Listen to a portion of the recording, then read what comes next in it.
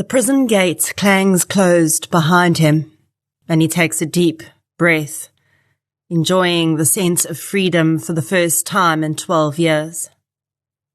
He has absolutely no intention of going back to that place. But he also feels the rage building inside him. He won't keep it in check, he knows. But this time, there will be no one left to tell the tale. This is True Crime South Africa. I'm Nicole Engelbrecht, and you're listening to episode 151, The Serial Crimes of Chris Nell.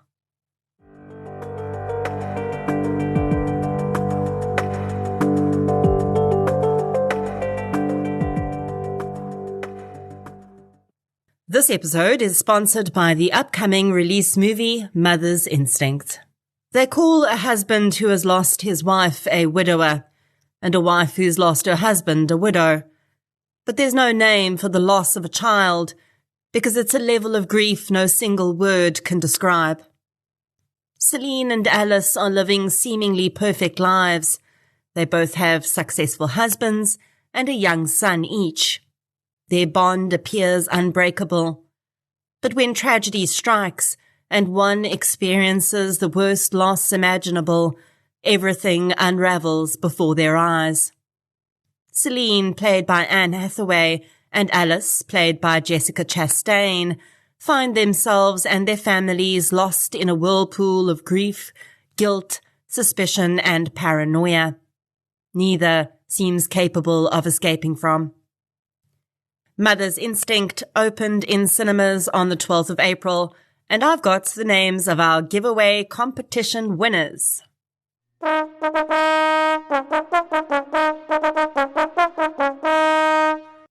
Jean-Drie Bosman and Marie Fenter.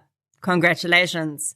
You've each won a set of double tickets to watch Mother's Instinct, and your popcorn and drink are complimentary too. I have no doubt you're going to have an incredible night watching Mother's Instinct. If you weren't lucky enough to win free tickets, hop online and book your tickets now. Mother's Instinct is in cinemas nationwide right now, and it's absolutely nail-biting. A huge thank you to Mother's Instinct for sponsoring this episode of True Crime South Africa. Since 2019, True Crime South Africa has been telling the stories of the victims of violent crime in South Africa. The podcast is independent. That means no big or even little corporates fund it. And that's just the way I like it. And it's the only independent podcast in South Africa that consistently charts in the top 10. Keeping a podcast like this going is time-consuming. And for the most part, it remains a one-woman process. It's me. I'm the one woman. You, yes you, are the reason this podcast continues to flourish and help bring in tips on missing person and cold cases. If you'd like to help keep the show running, please consider supporting our sponsors, signing up to Patreon or PayPal, follow the show on the socials, as the kids say, and share it with your fellow partners in crime. You can find our social links and learn more about our sponsors at True Crime South Africa/donate. Shout out to this week's Patreon and PayPal superstars. A huge thank you goes out to Jean Javon, Vanessa Allen, Robin Furs, and Andani Mapalu for your support on Patreon. Thank you so much, everyone. Patreon supporters get one additional exclusive episode a month, a shout-out on the pod, and other exclusive content, including Q&As with me as and when it's available. It's a minimum of $1 a month. I think you should do it. Please. And thank you. Kiaba. Today's episode is also one that was previously released in the Patreon feed and has been reworked and re-recorded for the main feed this week. It's a serial murder case that never really got much attention when it happened, but as with all crimes and all victims, it's worth remembering and talking about. You'll find that this killer, like so many other serials I've spoken about where sexual motivation is involved, started out with a crime that should have absolutely thrown up a whole range of red flags for serial-like behavior, but these signs were not seen, and he went on to be given the opportunity to progress into a full-blown serial killer. Rape victims are not identified to provide them with the anonymity the law affords. In researching this episode, I used Miki Pistorius's book, Strangers on the Street, a few academic papers, and some online sources. So, let's get into episode 151, The Serial Crimes of Chris Nell. The following episode may contain sensitive material, including descriptions of violence, sexual assault, or graphic descriptions of injuries to victims. If you feel you may be triggered by such material, please consider this before accessing our content. To access trauma counseling or services, please see the helpline information on our show notes. Jan Abraham Christoffel Nell was born in 1966. His father died when Chris was quite young, and his mother remarried soon after. Chris did not get along with his stepfather, and the man's entry into his life brought with it many changes. Chris's stepfather had 2 daughters of his own, and after their marriage, Chris's mother had 2 daughters with the man as well. Chris was soon the oldest in a group of 5 siblings, after having been the only child and the focus of all the attention until his biological father had died. Chris's behavior began to mirror these changes, and he was constantly in trouble. At one point, his mother sent him to boarding school in the hopes that being separated from family life would help him to deal with his issues. This did not work, and Chris constantly ran away from the hostel. Chris's stepfather was a violent man, and his solution to most things was violence. To discipline Chris, he assaulted him with both his fists and a belt. He also regularly physically assaulted Chris's mother. Chris claimed that it was through his stepfather that he learned to be violent to women. He said his stepfather had told him that women needed to know their place in the world or suffer the consequences.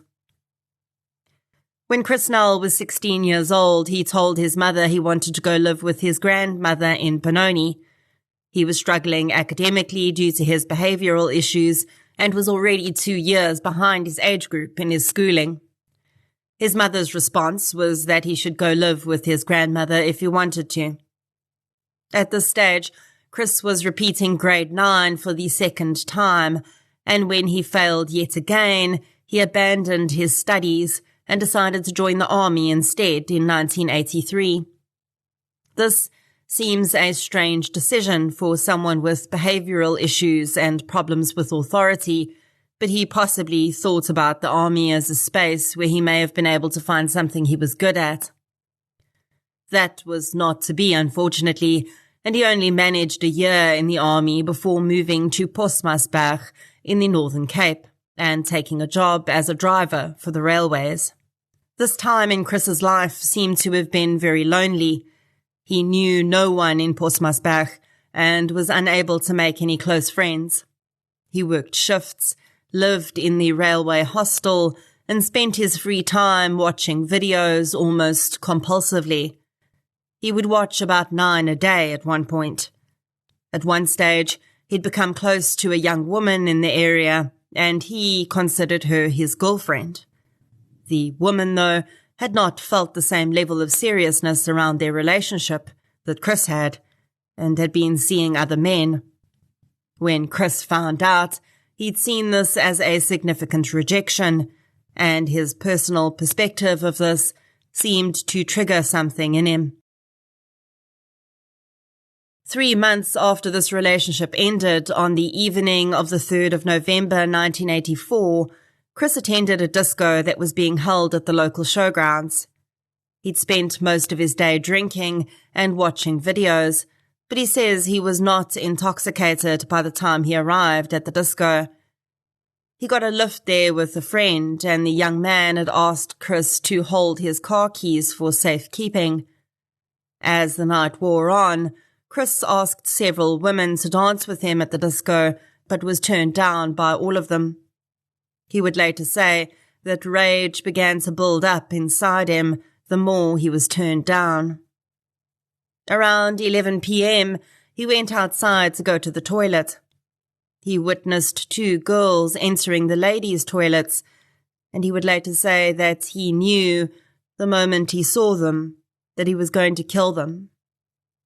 He followed them inside the toilet. 15-year-old Rika Fushia and her 17-year-old friend, who we'll call Miss S, were combing their hair and fixing their makeup in the toilet mirror when they saw Chris Nell enter the room behind them.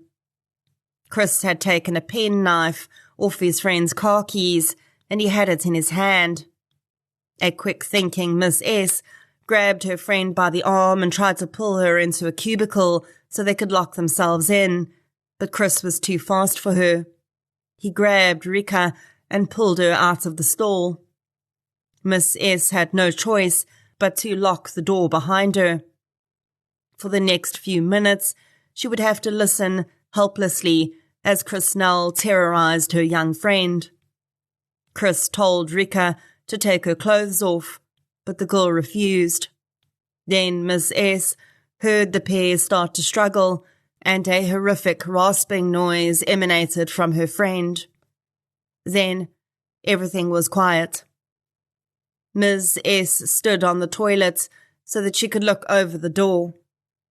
Chris Nell was washing blood from his hands in the basin, and when he saw Ms. S appear over the top of the door, he turned around and smiled at her. Rika Fushia's body lay on the floor of the toilet. She had been stabbed 25 times, and Chris had slit her throat. He'd cut her underwear off with his knife, but he had been unable to rape her. He was not finished, though, and was not prepared to leave Miss S alive. He pulled himself up the wall of the cubicle she was in, and Miss S opened the door in an attempt to escape. She made it out the door, but Chris caught her and dragged her into nearby stables. Ms. S begged Chris not to kill her. He told her that nobody loved him and that he hated all women because they were all the same. He told her about his girlfriend who'd left him for another man.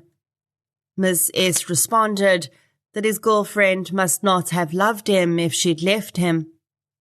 It's likely this was an attempt to calm him down, almost a way to console him or show him that he deserved better, a fawn response, of course, as an alternative to freeze, fight, or flight. But it was unfortunately the worst possible thing she could have said to Chris Nell, because he exploded. He tore Miss S's clothes off her and raped her. When the attack was over, the young woman feared that he would now kill her, so she pretended that she was bending down to get her clothing, pushed Chris over, and ran out of the stables. Chris ran after her and tackled her to the ground. Just as they fell, a vehicle started up close by, and the headlights illuminated the pair. Ms. S pulled herself from Chris's grasp and ran toward the car, screaming for help. Chris fled to the stables, where he hid. The police arrived on the scene soon after being called by the couple who had unwittingly saved Ms. S. They found Chris Nell hiding in the stables. He claimed he'd just seen Ms. S running naked on the showgrounds and had tried to stop her so that he could help her. Ms. S had already given her statement to police, though, and identified Chris Nell as the man who had murdered Rika and raped her. The bloodied penknife was found on the scene, and Chris's friend admitted it was his, and it had been attached to his car keys when he'd given it to Chris.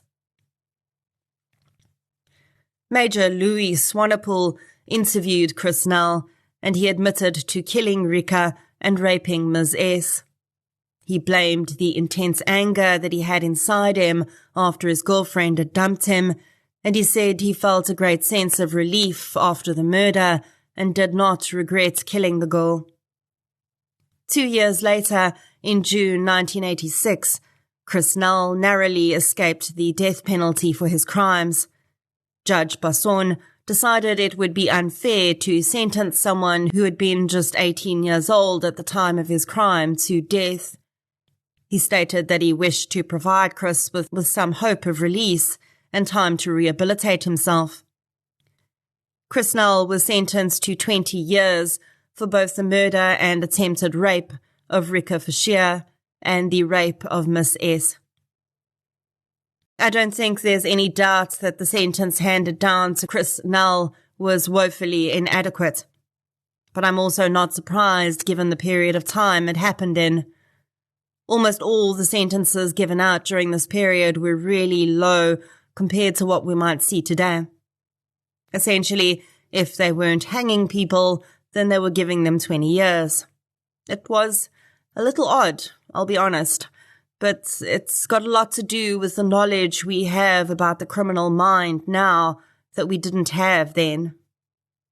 Regardless of Chris's age, the viciousness of the murder of Rika Fashier and the rape of Miss S would almost definitely have earned him a life sentence today. In all fairness, it was not premeditated, but I do believe a judge with an understanding of psychologically motivated crimes today would have seen the kind of offender sitting in front of him, especially since Null showed absolutely no remorse. Unfortunately, the judge would have no idea that all he was doing was creating a serial murderer. By giving Chris Null a sentence that almost guaranteed his freedom at a very young age and providing no way to address the fact that the man had shown no remorse and clearly had an intense hatred for women, the judge simply wrapped a time bomb up in bubble wrap and put it in a cupboard. The time bomb would not change its nature by being put away.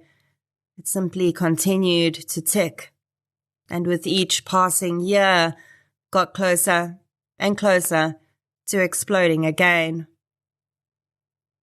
Chris Null did not even serve the full 20 years he was handed down.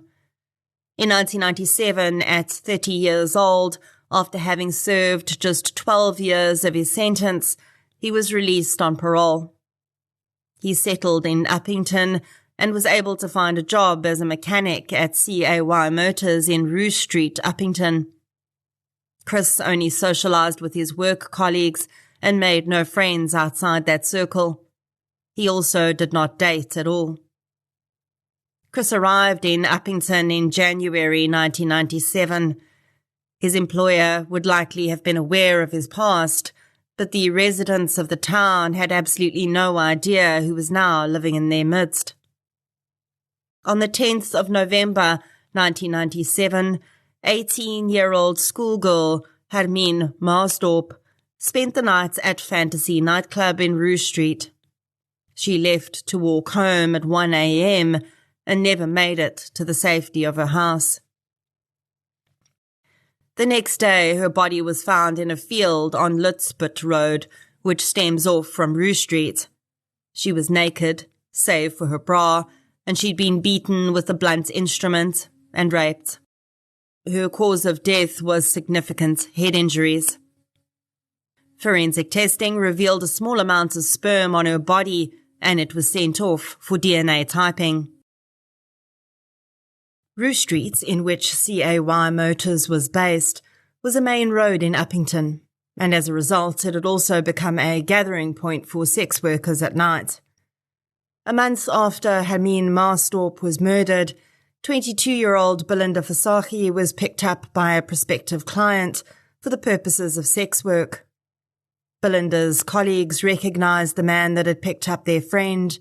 He was a regular, and they knew him as Johan. Johan, of course, was not the man's real name. He was Chris Null. That night, Chris had driven Belinda out to a remote area on Louisville Road, and they engaged in a sex act which had been agreed upon. He then demanded anal sex from Belinda, and she refused.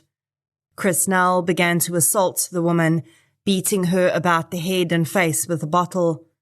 During the attack, Belinda managed to get out of the car and flee.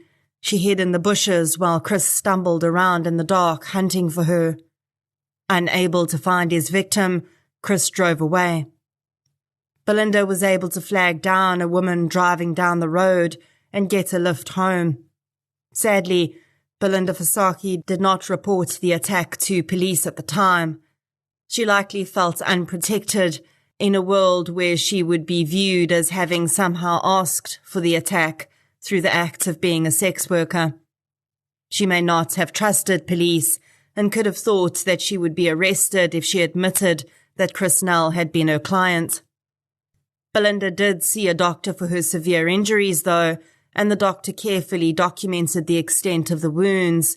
This report would be extremely useful later on. Chris Nell, who called himself Johan among the local group of sex workers, had become persona non grata with them. They hadn't reported the assault to the police, but word had spread that he was not safe to go with.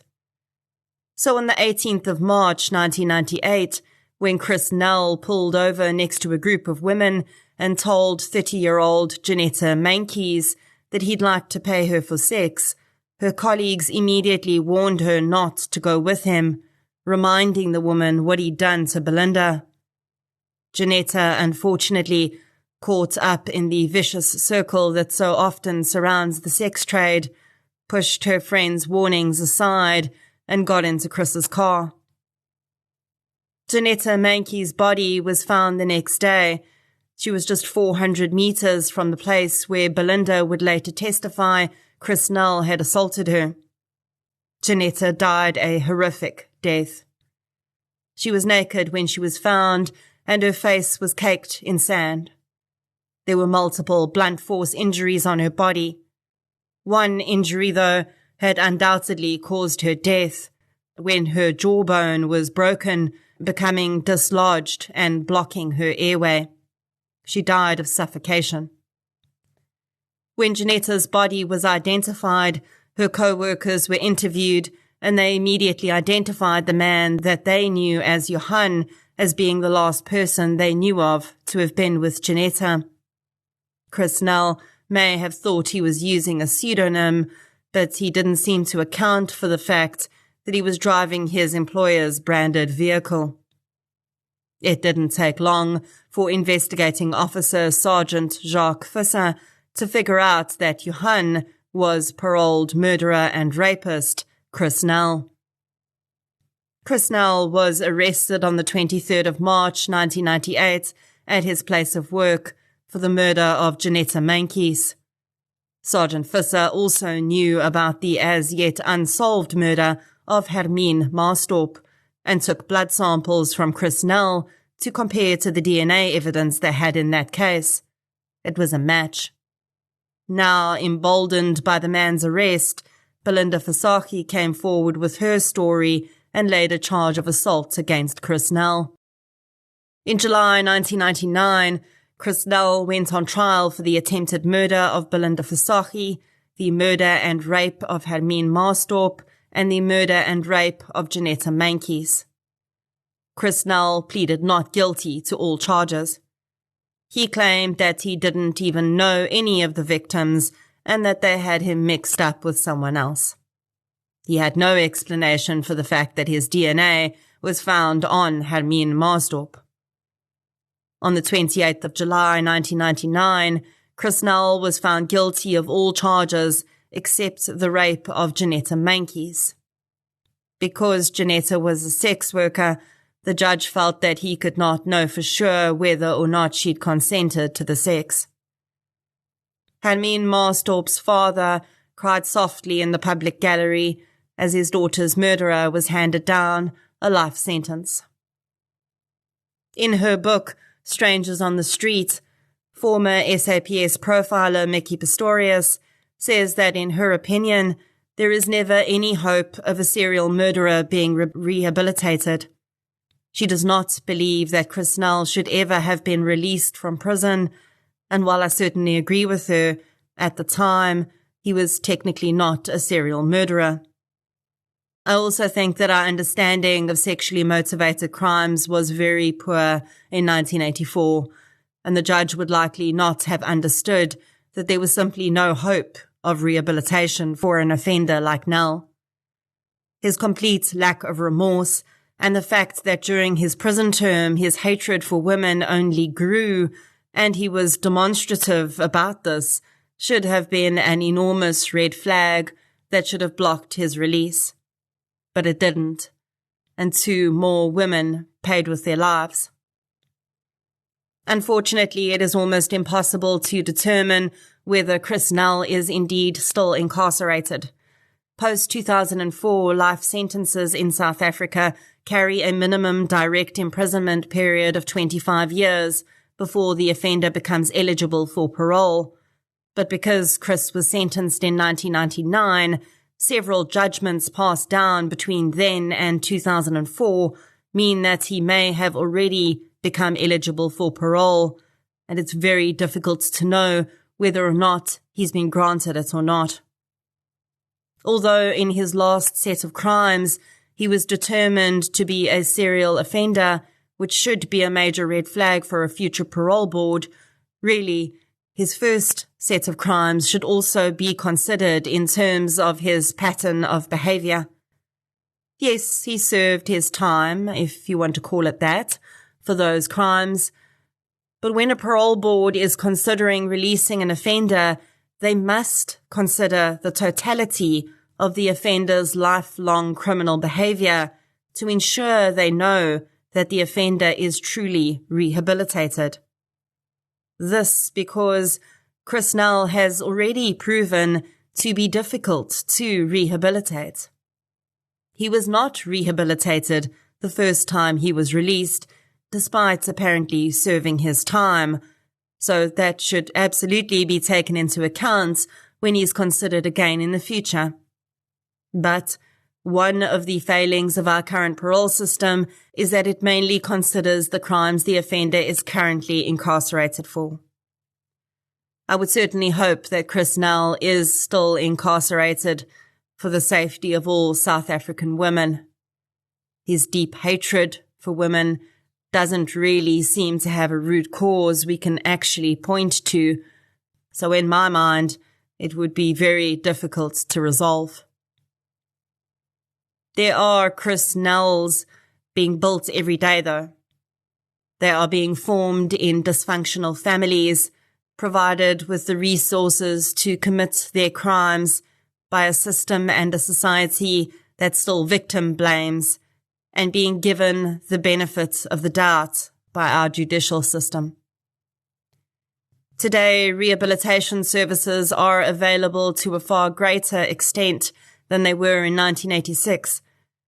But these offenders are still being released into the same society that caters to their desire for power and dominance over their victims.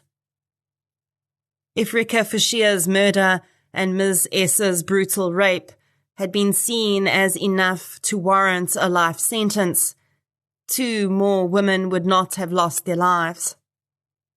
If Belinda Fasaki had not already felt so broken down by a system that belittled and victimized her daily, she may have reported her assault.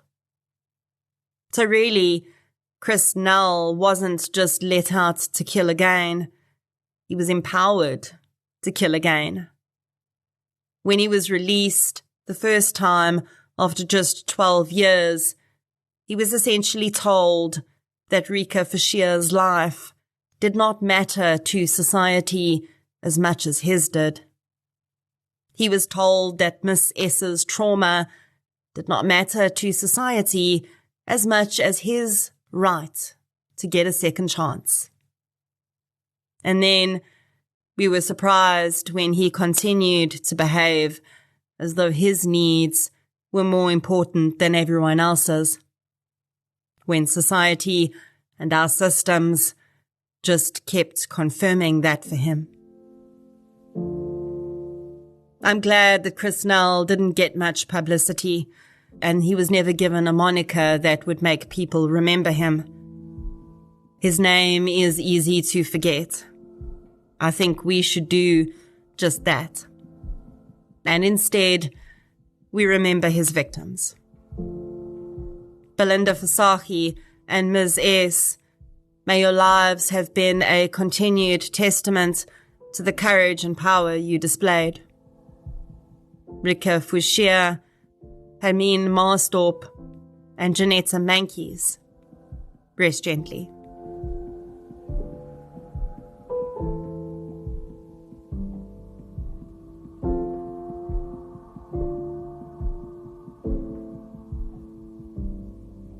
If you'd like to hear more victim-focused true crime content, please subscribe to True Crime South Africa on Spotify or the platform you're using to listen right now. If you're looking for something still related to real-life stories, but often with a more positive slant, you can check out my new podcast series, I Lived Through This. You can follow both podcasts on social media. We're on Facebook, Twitter, and Instagram. I'll be back next week with another episode. Until then, thank you for your support, and I'll chat to you soon.